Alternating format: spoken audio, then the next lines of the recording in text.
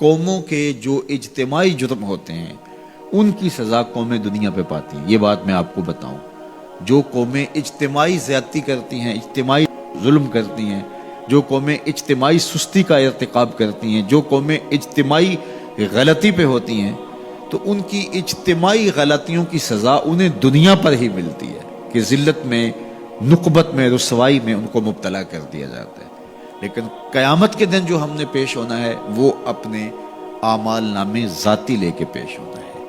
تو اس لیے کاش کہ اجتماعی نظم ایسا پیدا ہو جائے، اور اگر ایسا نہیں ہوتا تو کم از کم ہم اپنے تو ذمہ دار ہیں، اور ہم اپنے اعمال نامے لے کر کے قیامت کے دن اللہ کے حضور پیش ہونا ہے، تو ہم ان کی صحت کے لیے کوشش کر لیں، اپنی خواہشات کو، اپنی آرزوؤں کو، اپنی تمناؤں کو اسلام کی دہلیز پہ رکھ دینا اور اپنی گردن کو جھکا دینا۔ یہ اسلام کا معنی ہے۔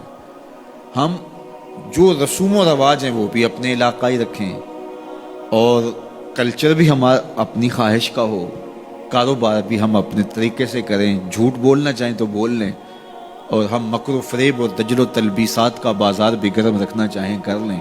جب مسجد کو آئیں تو ٹوپی پہن لیں اور نماز پڑھ کے پھر ٹوپی وہیں رکھ کے، نماز بھی وہیں رکھ کے، دین بھی وہیں رکھ کے پھر دکان پہ جا کے بیٹھ جائیں۔ تو وہ میاں جو نماز پڑھی ہے وہ دکان پہ بھی ساتھ لے کے جائیں۔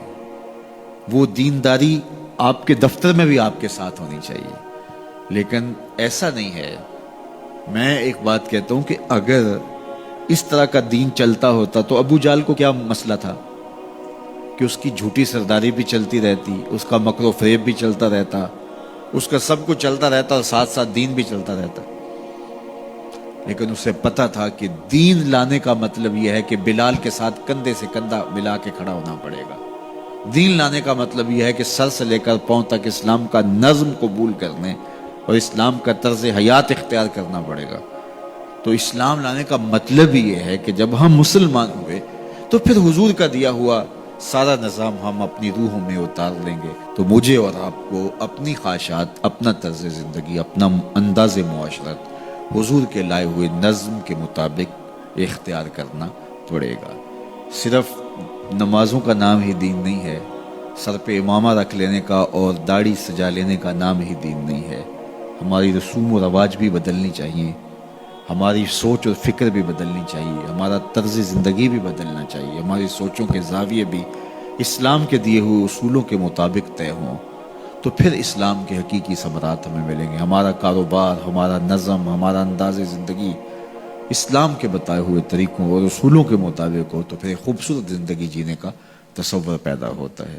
تو اللہ تعالی ہم سب کو اپنی راہوں کا مسافر بنائے، اور اللہ ایسے اسباب پیدا کر دے اور اس کا حصے دار ہمیں بھی بنائے، ممبر و محراب کے دیگر ذمہ داران کو بھی بنائے، کہ وہ ایک اجتماعی نظم قائم کرنے میں کامیاب ہوں۔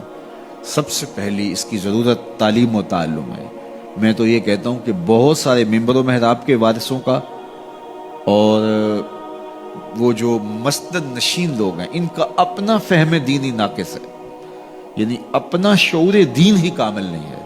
تو جب ان کا اپنا فہم دین ہی ناقص ہوگا تو یہ کس طرح پھر ایک اجتماعی نظم کے ذریعے اسلام کی حقیقی شکل اور صورت پیش کر سکتے ہیں۔ تو اللہ کرے کہ اس طرح کا کوئی نظم پیدا ہو کہ شعور کی دولت سے ہم اسلام کی جو حقیقی تھیوری ہے اور اسلام کا حقیقی جو مزاج ہے اس سے پہلے ذمہ داران کو آگاہ کر سکیں، اور پھر اس کے بعد جو ہے وہ ایک کوشش اور جد و جہد کے نتیجے کے اندر ایک خوبصورت نظم پیدا ہو سکے۔ اللہ مجھے آپ کو اپنی رحمتوں کے حصار میں رکھ کے دنیا آخرت کی بلائیاں اللہ ہم سب کا مقسوم کرے، اور جب تک جئیں حضور کے غلام بن کے جئیں، اور جب موت آئے تو حضور کی غلامی میں آئے۔